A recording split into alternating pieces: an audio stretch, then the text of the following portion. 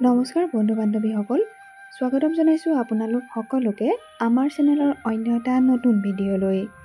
আশা কৰিছোঁ সকলো ভালেই আছে। থাম্বনেইলটো দেখি নিশ্চয় হয়তো জানিব পাৰিছেই কাৰ কথা ক'ব লৈছোঁ। হয় বন্ধু বান্ধৱীসকল, ক'বলৈ লৈছোঁ অসমৰ জনপ্ৰিয় ধাৰাবাহিক বেহাৰবাৰী আউটপোষ্টৰ সকলোৰে প্ৰিয় অভিনেতা কে দাৰ বিষয়ে। ৰেঙনি চেনেলত সম্প্ৰচাৰিত হৈ থকা সকলোৰে প্ৰিয় ধাৰাবাহিক বেহাৰবাৰী আউটপোষ্টত দেখিবলৈ নাপায় আৰু সকলোৰে প্ৰিয় অভিনেতাজনক। পুনৰ বেহাৰবাৰীৰ পৰা আঁতৰি গ'ল অভিনেতা সিদ্ধাৰ্থ শৰ্মা ওৰফে কে ছাৰ।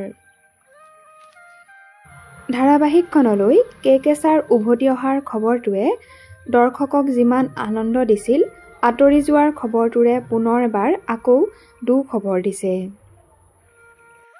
ধাৰাবাহিক বেহাৰবাৰী আউটপোষ্টৰ পৰা আঁতৰি থকাৰ কাৰণ অভিনেতা সিদ্ধাৰ্থ শৰ্মাই জনালে যে তেওঁৰ আহিবলগীয়া চিনেমা NRC অৰ্থাৎ নলপাৰাৰ ৰামচন্দ্ৰৰ অভিনয়ৰ বাবে বিৰত থাকিব ধাৰাবাহিক বেহাৰবাৰী আউটপোষ্টৰ পৰা।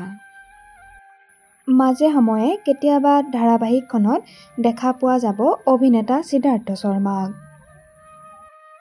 আগৰ দৰে একেৰাহে দেখিবলৈ পোৱা নাযাব কে ছাৰক। চিনেমাখনৰ শ্বুটিং শেষ হ'লেই পুনৰবাৰ ধাৰাবাহিকখনলৈ উভতি অহাৰ কথা কয় অভিনেতা সিদ্ধাৰ্থ শৰ্মাই।